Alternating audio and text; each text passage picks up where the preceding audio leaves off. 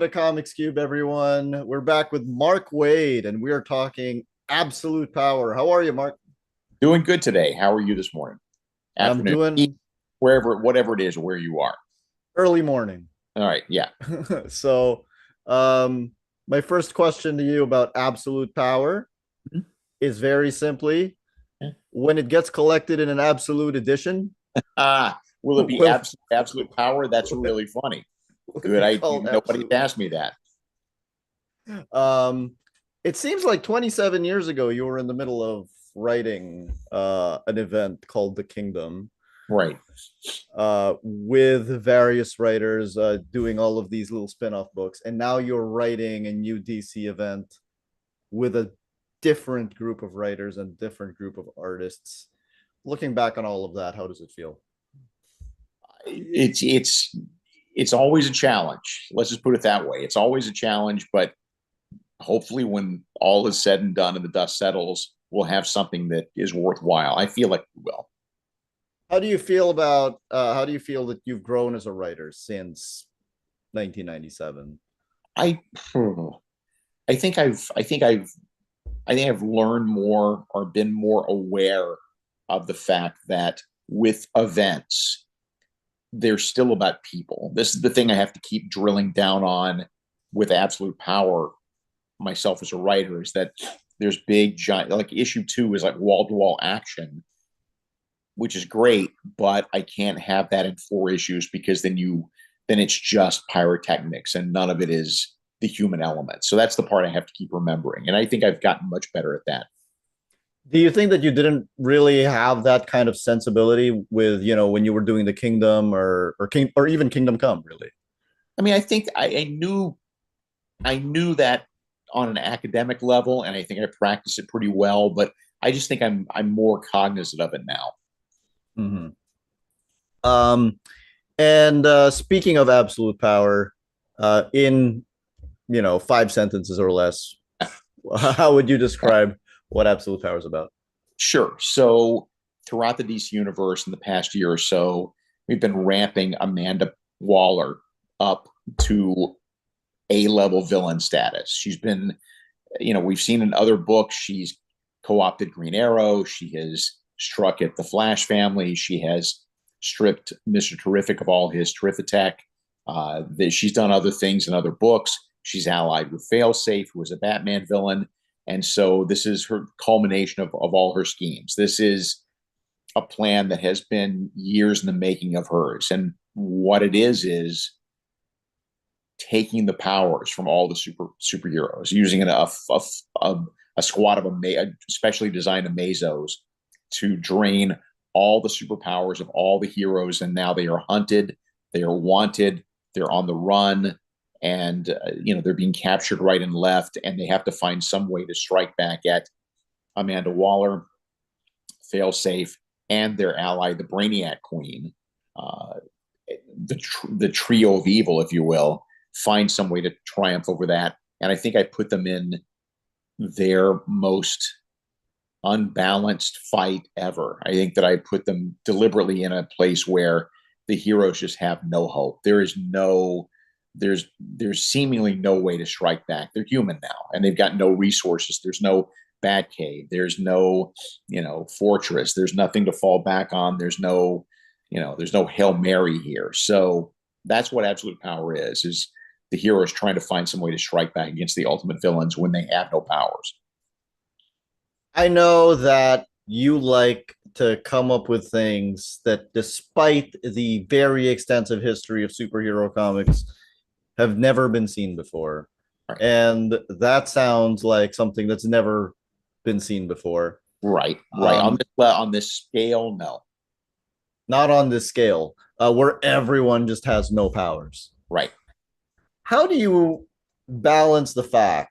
And I've always found this very interesting about your work because I don't read every DC comic book Yeah.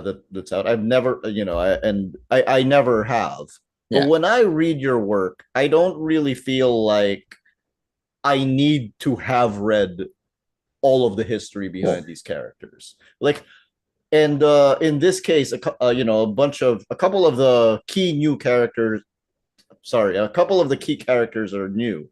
Yeah, Talking about Failsafe and the Brainiac Queen. So how do you treat it for new readers while at the same time not being not being hackneyed about it?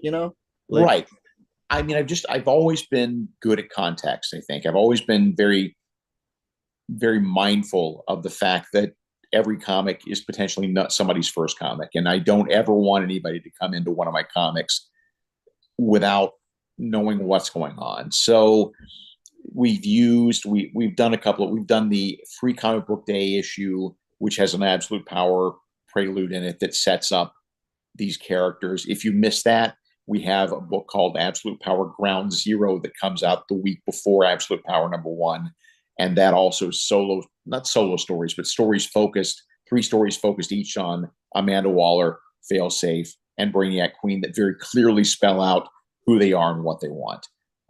And if you miss all of that, we still recap a little bit of that in Absolute Power #1, because again, I want everybody to understand who these villains are, what they want.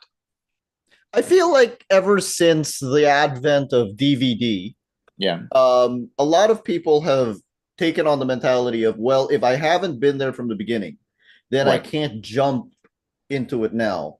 But it's kind of a hidden skill that you guys can just recap all of the important information in the middle of a story, right? Yeah, absolutely. Yes.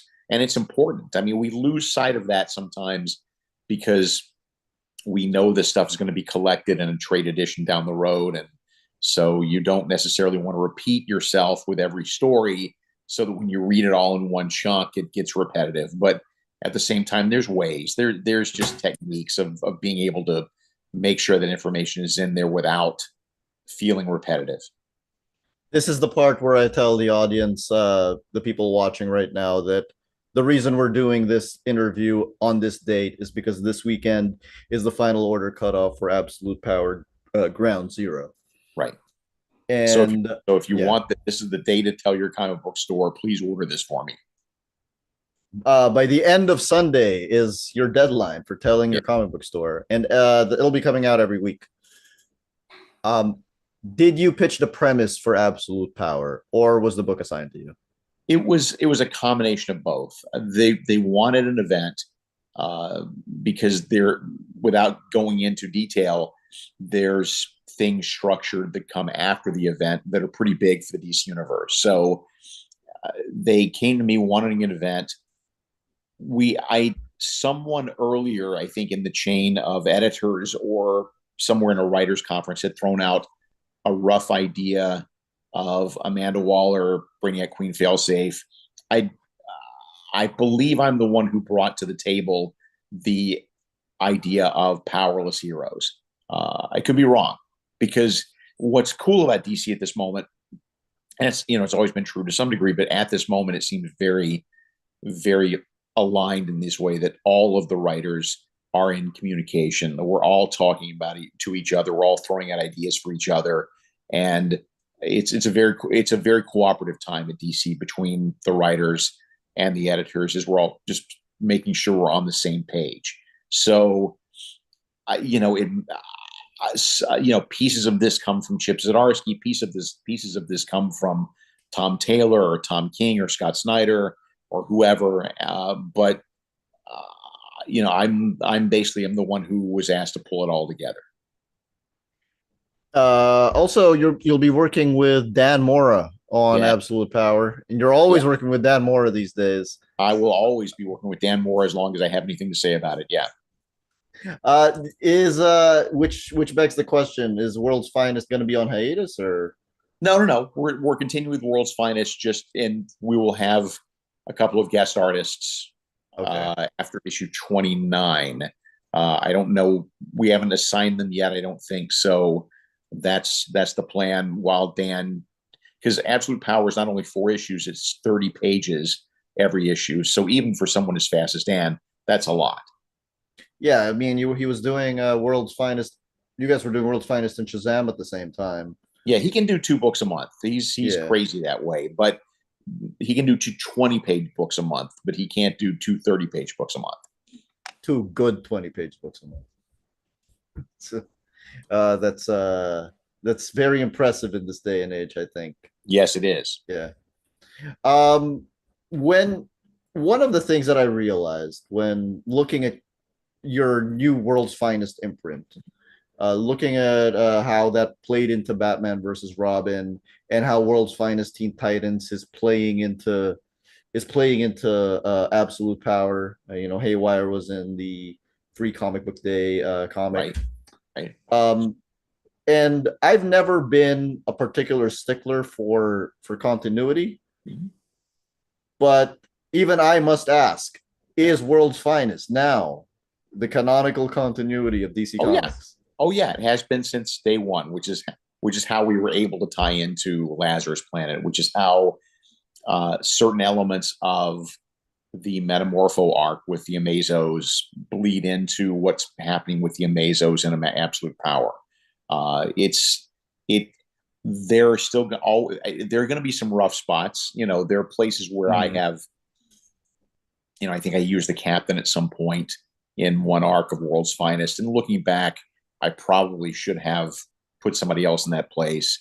On the other hand, Dan drew Cyborg on one page, and we realized that's after this because New Teen Starfire and the other ones. Robin in World's Finest is not a member of the New Teen Titans yet, so we're trying to keep a mindful eye on it.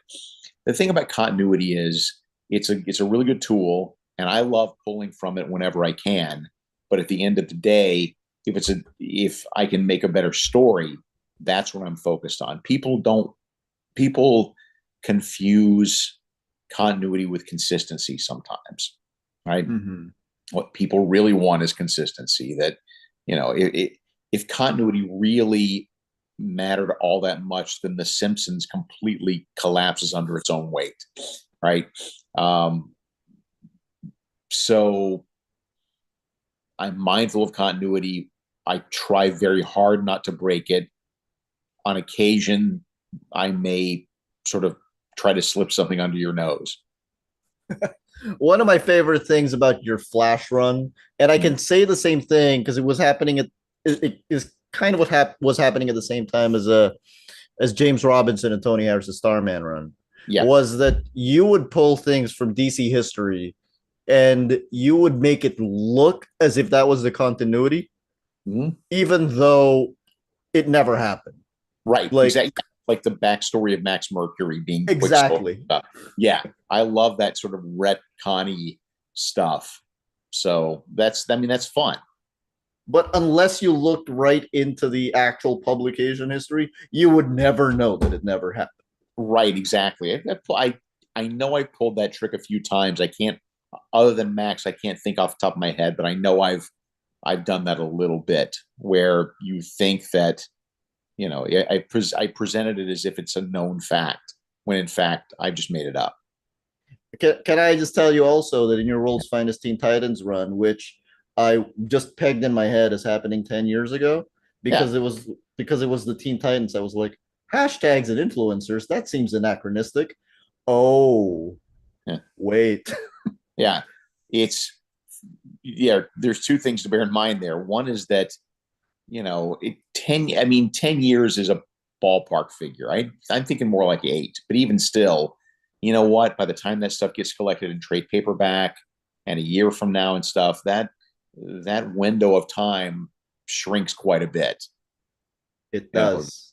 this is, you know, I could have had them walking around without cell phones, but that feels very anachronistic and will continue to feel even more anachronistic as the years go on. So How does it, so when you're writing a flashback series like that, or, flashback scenes like that, with very old characters who were around decades ago, right. what is the importance of, like, how do you balance it being contemporary while Mm-hmm. at the same time being true to, the roots from the time in which they were familiar?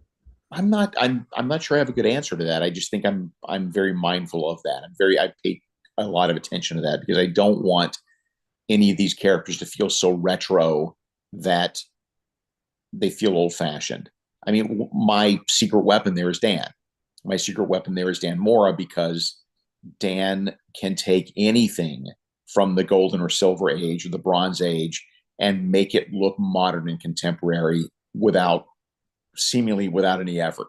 The Boy Thunder costume is a good example. It's actually a callback to a World's Finest Story from 1968. And I sent it to him as a Boy Thunder reference. And I said, look, just you're not bound by this. This is just a starting point for you. You don't have to copy this exactly. I encourage you to make it modern looking. It's just a starting point. And it comes back, and it's the same costume, which is awesome. It's exactly the same costume. I think he's missing his gloves, but other than that, it's the same costume, and he made it look like it was created yesterday. So he's so good at that.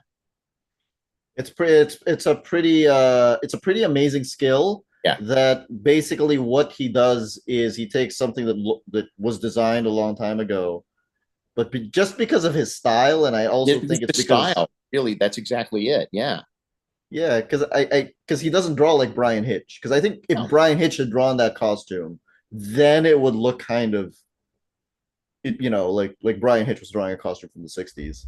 There's there's an issue. I want to say 11. There's a whole platoon of old supervillains, like one-shot guys, like the Acid Master or Ferlin Nixley or people like that. And they're all from like one or two stories in the Silver Age or Bronze Age. Because I needed some jobbers, I needed some tomato cans to come along.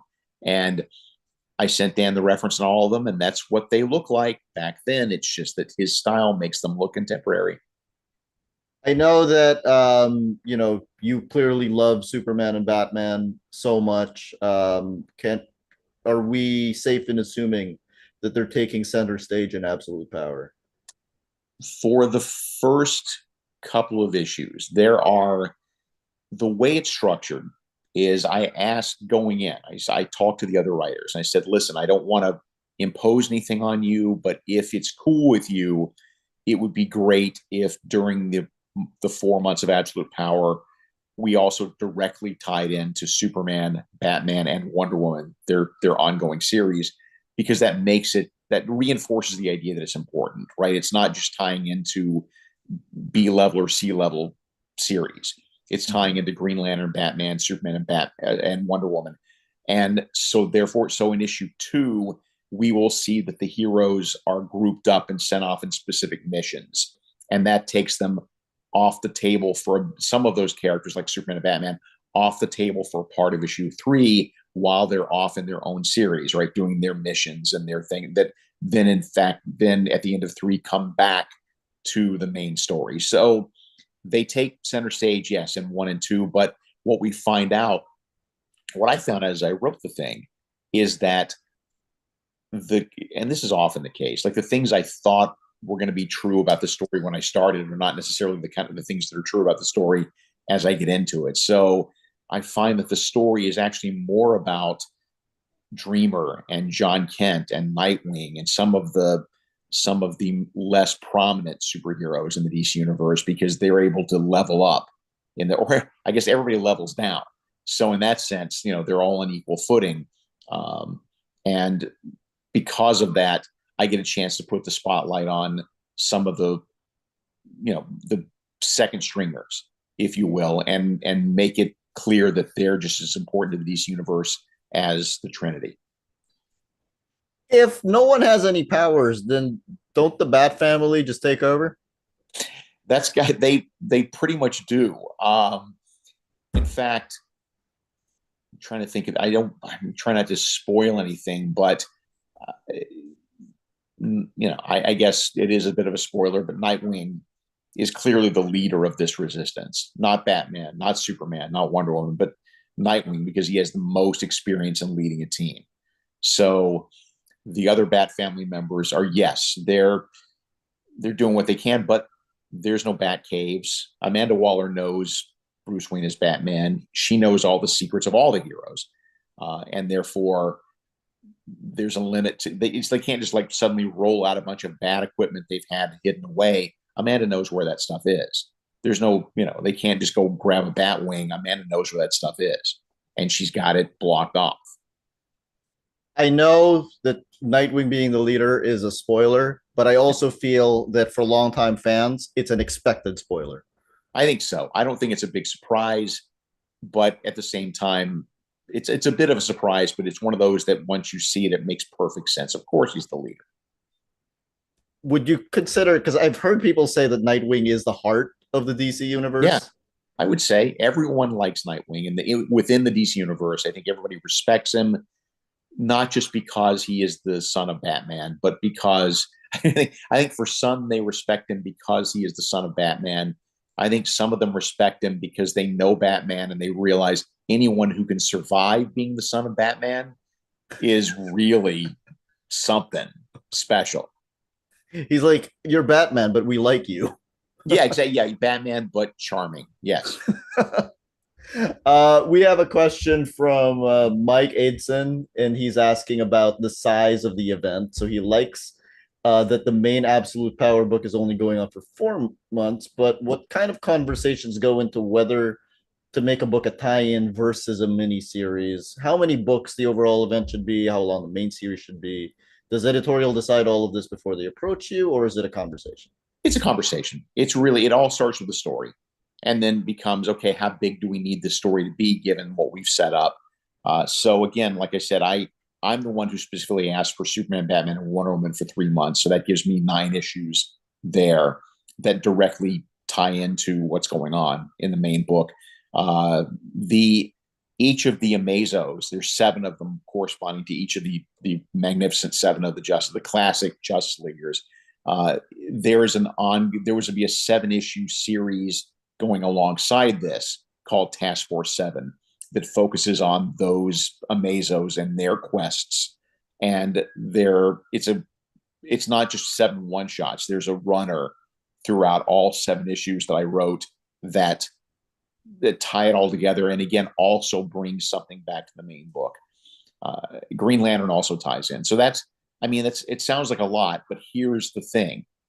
I hate as a reader picking up a spinoff book or a tie-in book that clearly is a money grab or clearly doesn't really contribute to the overall story. It doesn't bring anything back to the overall story. I hate that. So deliberately made sure that every single book that comes out has something to do with the main book and brings things back, whether it's a quest or a treasure hunt or a search for this or an attempt to stop this or an attempt to stop that.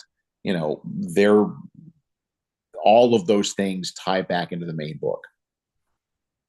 And when you're writing, so this question is from Paul. When you're writing stories set in Batman and Superman's past, in World's Finest and Teen Titans, do you ever receive any notes from above telling you don't change that or don't change this?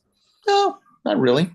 I mean, I know where the guardrails are. I've been doing this long enough where I kind of know where the guardrails are. So, like I said, the only note we ever got was, "Hey, Cyborg should come after this," and they were absolutely right. I used a brain blip on my end.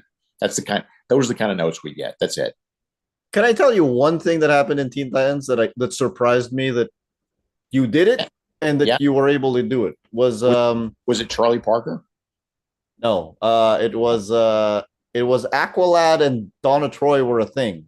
Yeah, yeah. It made perfect sense to me, especially because I knew that by the end of the series that it would not be the case. So it's not a matter of rewriting history. It's just giving you a part of history that you never saw before. That's all. Because in the original series they weren't, but there's room. I mean, there's room if you look back on all that Soul Rage stuff. There's plenty of room in there for inserting stuff like that, retconning stuff like that. There's also, I mean, we kind of already did it anyway. By bringing Bumblebee into the Titans, into World's Finest Teen Titans much earlier than she actually would have been in Silver Age continuity, Bronze Age continuity. We've already sort of monkeyed with a timeline. Same with Mal. But the other thing about the Aqualad Wonder Girl stuff is that it's easy for us to forget as adults, but as teenagers, we all of us at some point or another had a crush that lasted a week or and other people in high school, not me because I was unpopular, but the cheerleaders and the football school, the players are, they're together for one week and they're not, or they're a couple for one week and they're not. That's just a constant of people of that age. So that made perfect sense to me. It's not, again, like I said, I got some dirty looks from some fans early on when I said that they're a couple, or trying to be a couple, but I knew that that was not going to be the case by the end of the thing. So I was willing to take the hit.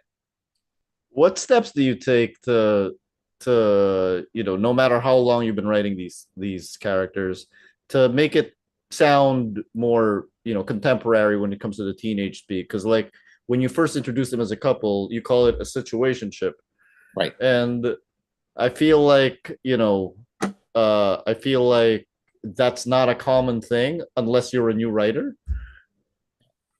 I Right. feel like yeah, What do you mean? You mean like just being a little more contemporary with the language? with a language and like using hashtags, for Yeah. example, and I'm just I some of it is, and I alluded to this earlier in our conversation, but some of it is basically future proofing this stuff mhm. so that 5 years from now, 10 years from now, it still holds up and it doesn't. I'm not making references to Polaroid cameras and typewriters, um, stuff that ages really badly. This stuff, I pick and choose, but I Yeah. think, I think that that's permissible.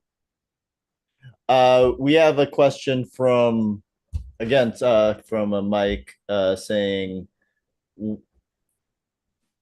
so besides your own Eisner nominations, congrats. Who Thank were you. you pleased to see nominated this year? Congratulations, by the way. Thank you. A lot of people. I was very pleased to see Christopher Priest. That's the one that I'm most pleased of.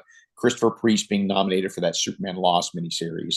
I mean, Priest is a terrific writer. I've known him for 40 years, and I know him to be an amazing writer. And it's killed me that other than a little bit of attention he's gotten for the Black Panther work around the time of the movie, when people were looking back at the sources of the stuff coming from the movie, a lot of which came from Priest's run in the 90s and in the early aughts on Black Panther. People just don't know him. He's just one of those writers who does 6 issues of this or 8 issues of this and just moves in and out. He's not really had a home as a writer for any prolonged length of time other than Black Panther. So seeing Priest nominated just made my heart sing. It's way overdue.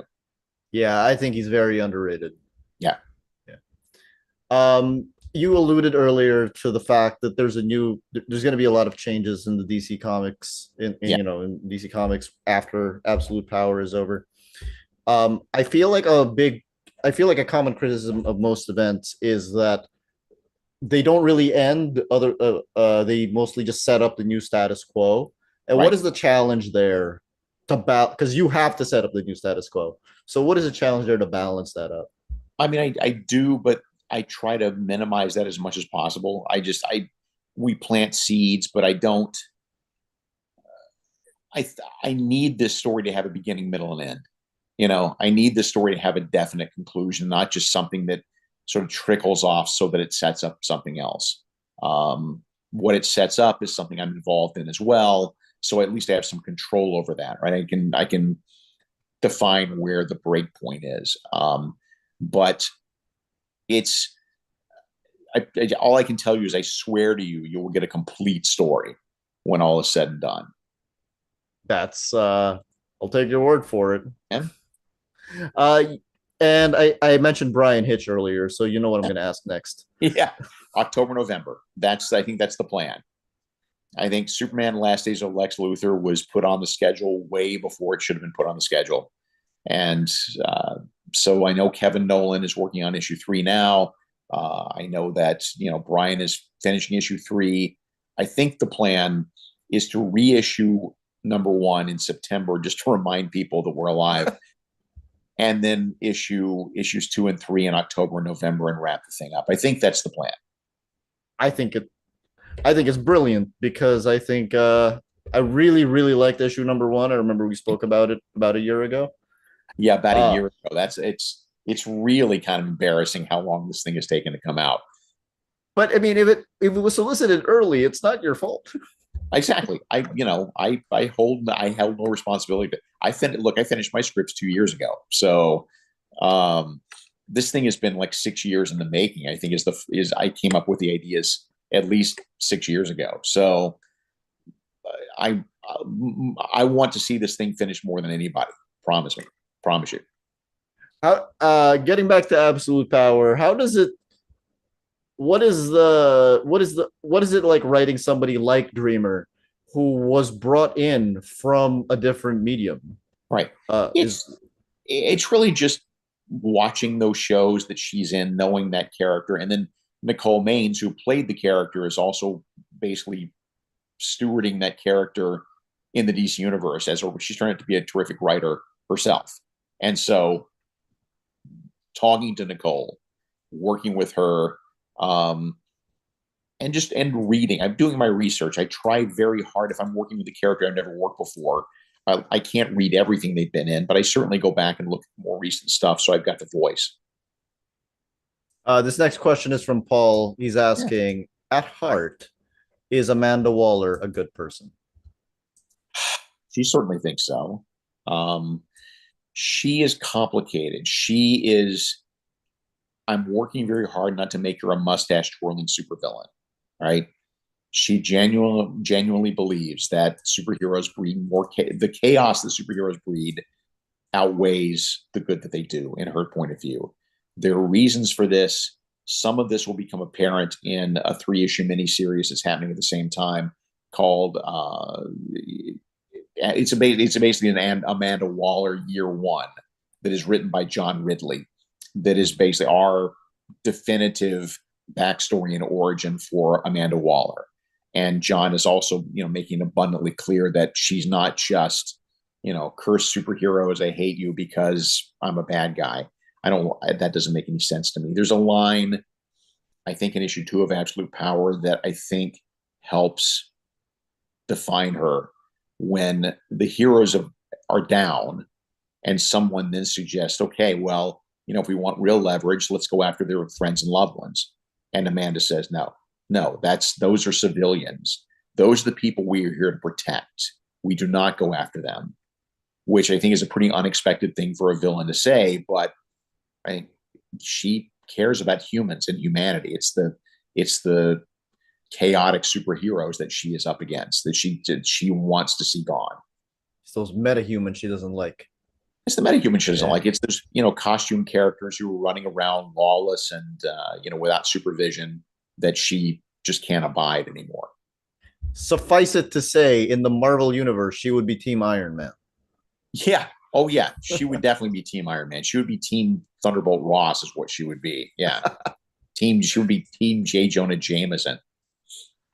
And when you're working with somebody like, when you're working on these stories and you're working with writers like Nicole Maines and John Ridley, who are coming in from different disciplines, do you find yourself getting into more of a mentor role, telling them how to write more for comics? I don't. I mean, I think that's presumptuous of me. I think that, Nicole has learned pretty well on her own. John Ridley, obviously, has done enough comics work where he's proven he knows what he's doing. I don't feel a need to be that way. I take the same approach as I do as an editor, which is I'm trying to be as hands off as I possibly can. Even with the tie-in books, I just tried to give the writers as much leeway as humanly possible, as long as they just check certain boxes, because I've been on the other side of that, right? Where I've been doing a tie-in book on a main, event, and the story is so dictated to me that I feel like I'm really just cranking out words on paper. I'm not really putting a story down. So I'm very mindful of trying to keep that, keep John, keep Nicole, some of the other younger writers in a place where they can just cut loose and do what they do. Peter wants to say, no questions as of now. Just want to say that your Fantastic Four run with Mike Wieringo is my absolute favorite run of my absolute favorite comic. Apologies to Stan and Jack. No, thank you, Peter. I really appreciate that. Mike Wieringo was brilliant. He was so good, and we lost him way too early. But he really made that book sing. It's funny. I mean, he was so humble, and Mike never honestly thought that people would remember his work or that he was leaving any kind of mark. And I cannot tell you the number of conversations I've had since he's passed away with other writers. Whenever three or four artists, and writers get together in the same room and just talk comics, at some point or another, Mike's name comes up and we talk about Mike.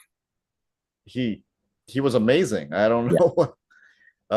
So he was just like super humble, I guess. He was incredibly humble. Yes. It's amazing. Yeah. It's amazing.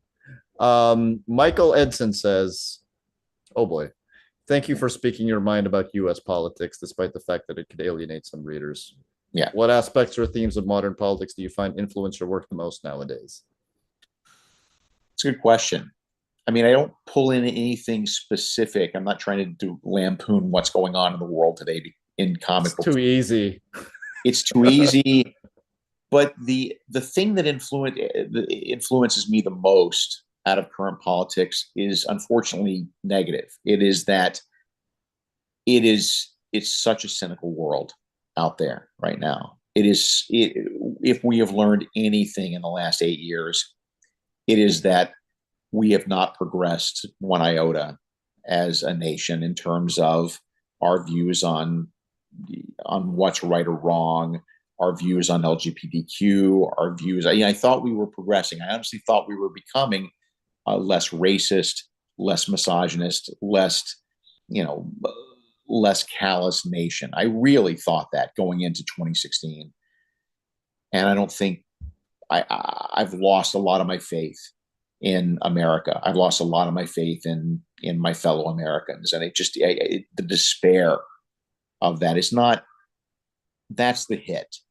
That's the hit to the soul. It's not that the big orange guy is running around, being evil and doing that's bad.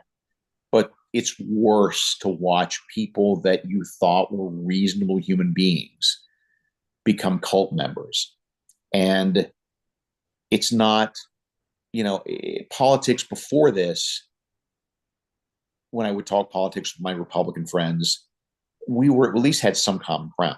We at least had some common, we looked at each other's as just fellow human beings trying to do the right thing, but coming at it from different points of view. But this is no longer like saying, I'm a Mets fan, you're a Yankees fan, let's still get together. That's not that. We're dealing with cult members who don't believe in basic human rights, who are full of hate and anger and rage. And it comes from a place of feeling like they are being replaced by, by minority races in the United States or groups of people that they fear. And the orange one just exacerbates that, and he monetizes that, and it's a long answer to a short question, but that's the thing that has influenced me most. Is it is harder for me to write superheroes. It is harder for me to write altruistic people, and it's harder for me to, and not that I don't believe that our superheroes still are, but I don't know that the values that our superheroes have are as reflective of the values that we as humans in America have as I believe 10 years ago. I don't think that's as true as it was. Kills me. I'm really sorry to hear that. If it's any consolation, yeah, my previous president was often compared to the Punisher. Right. I mean, the problem is, God forbid he gets into office again. If he gets into office, he'll never leave. I mean, the idea of the presidency becomes a monarchy. The idea of democracy becomes a joke. The idea of equal rule of law becomes a joke. It sounds so dramatic to people who aren't paying close attention, but democracy really is on the line this time. If he gets into power, he will never leave. we are a banana republic at that point. We are a place where he will make sure he never leaves the White House, and if he does, his own handpicked sycophants will come in and continue to rule with an iron fist, appealing to only their cult members and not the broader swath of Americans. I mean, I've never known in my entire life a presidential candidate who deliberately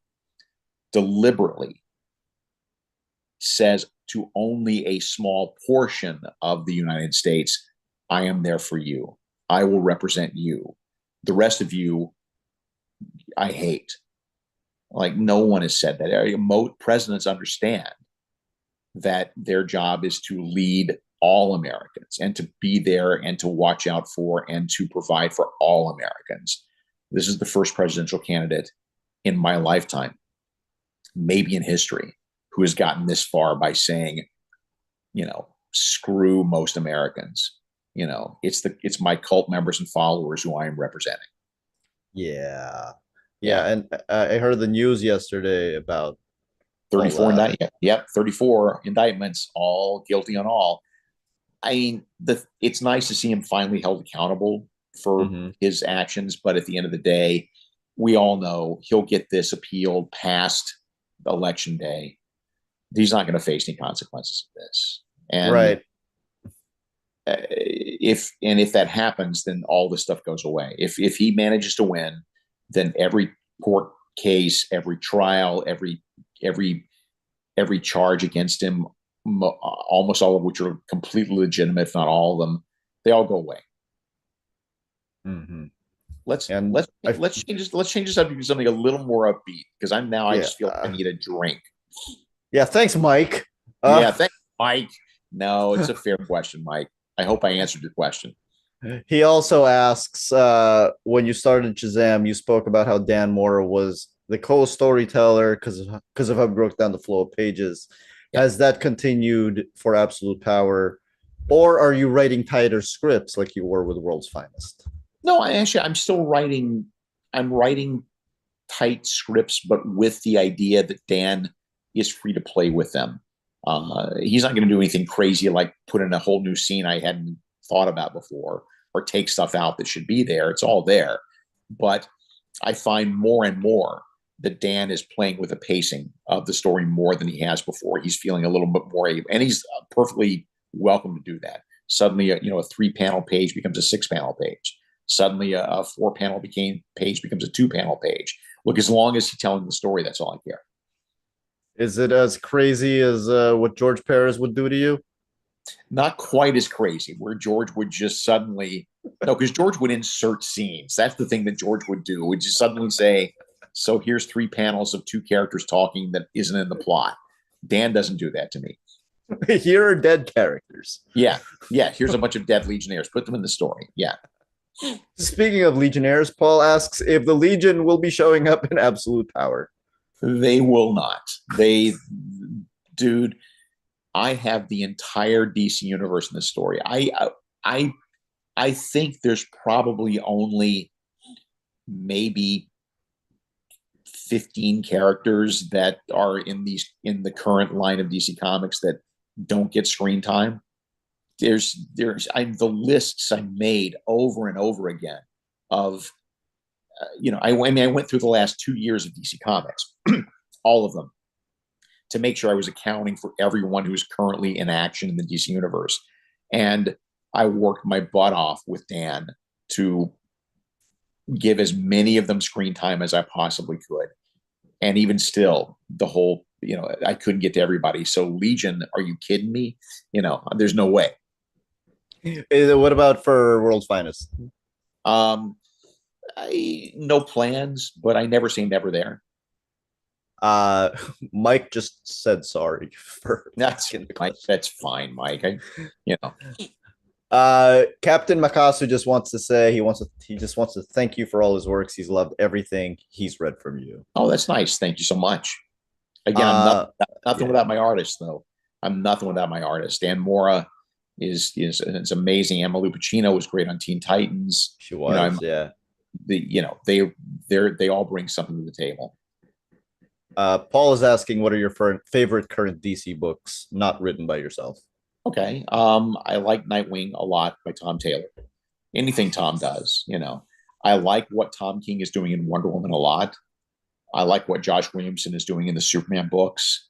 I like what Chip Zdarsky's doing in the Batman books. I like what Jeremy Adams is doing in Green Lantern. I'm reading more DC comics now than I have in a long time, and that's not just a function of the event. It's that there's an energy there, and there's something about the characters that feel more classic to me than they have in more recent years. And that's the stuff I'm reading. But certainly anything by Tom Taylor is worth picking up.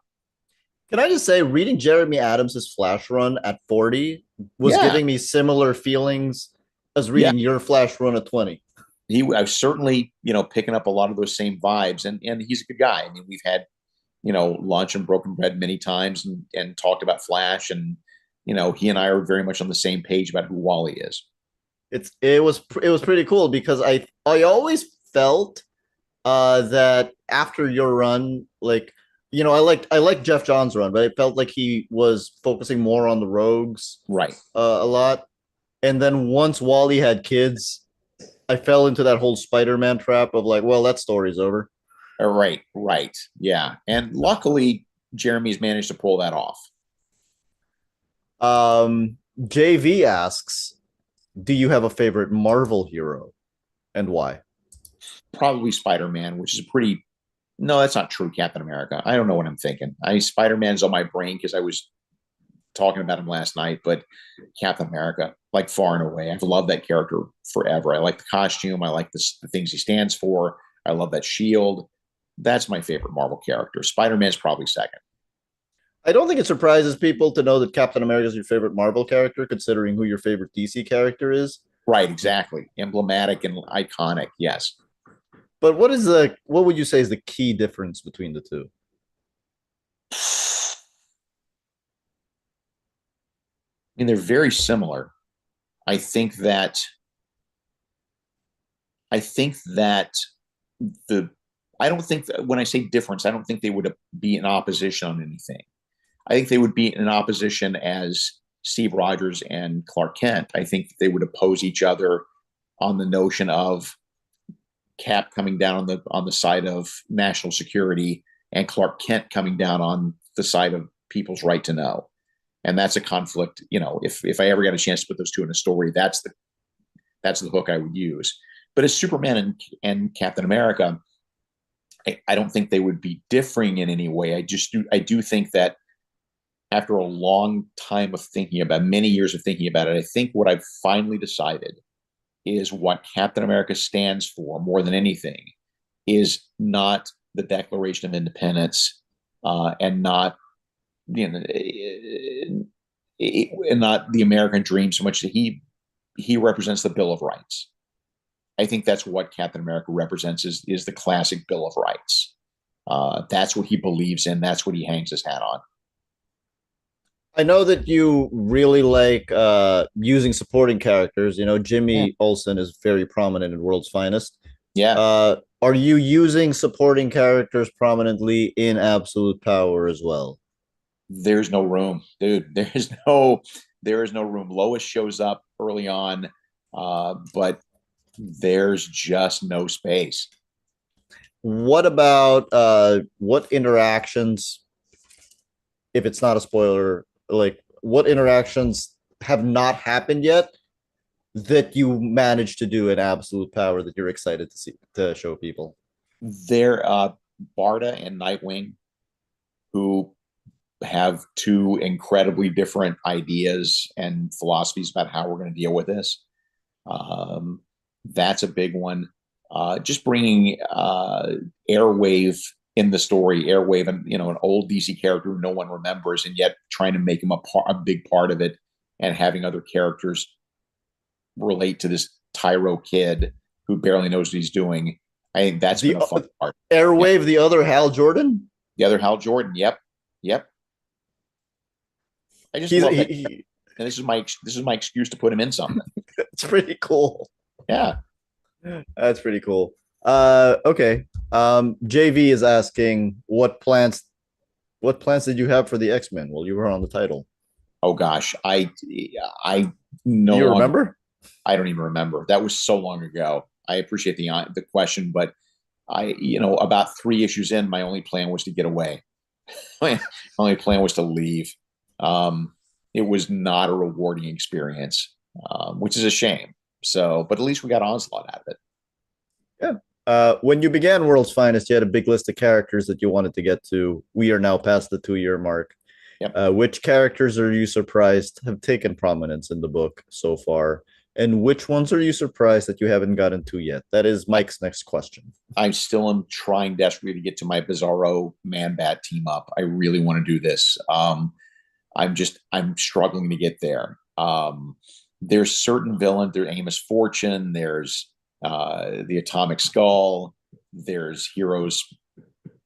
I would like to have done more with like the original Blue Beetle. He's shown up a couple of times, but I'll get to them all eventually. I promise. The list is running, but Swamp Thing, should have a part in World's Finest at some point. I managed to knock off a few of them, and a couple of them I managed to sneak into absolute power, like the Time Commander, who is an old DC villain who's a big favorite of mine.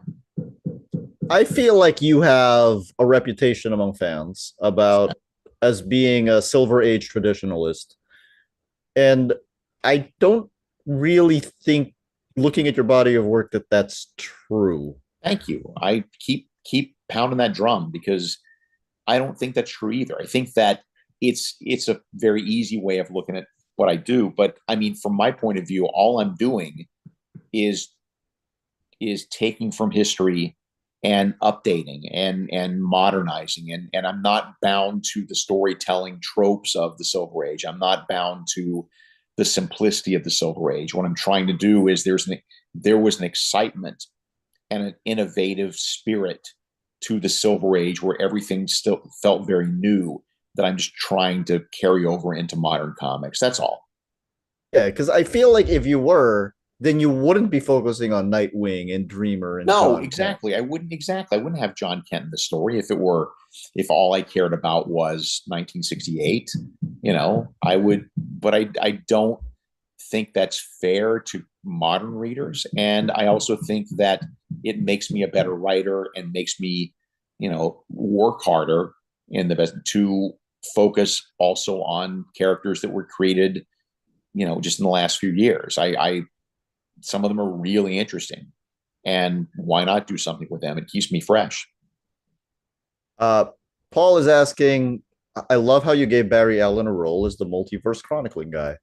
Will Thank we you. be seeing more of him in that role Yes, yes, we will. in Absolute Power? Yeah, yeah.